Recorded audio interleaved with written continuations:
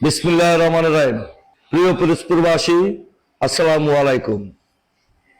ঈদুল আজহা উপলক্ষে বিএনপির চেয়ারম্যান, বাংলাদেশের প্রধানমন্ত্রী জনাব তারেক রহমানের পক্ষ থেকে ঈদ মোবারক।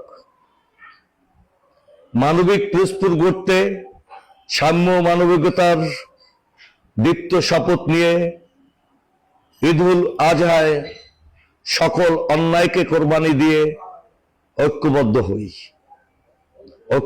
হই ত্যাগের মহিমায়। আসুন স্বনির্ভর বাংলাদেশ গড়ার প্রত্যয়ে তারেক রহমানের ঘোষিত ৩১ দফা বাস্তবায়ন কল্পে বাংলাদেশের যে অগ্রযাত্রা, সেখানে সামিল হয়ে একটি মুক্তিযুদ্ধের চেতনায় সমৃদ্ধ স্বনির্ভর বাংলাদেশ গড়ে তুলি। ঈদুল আজহার এই দিনে এ হোক আমাদের সকলের শপথ। আসসালামু আলাইকুম।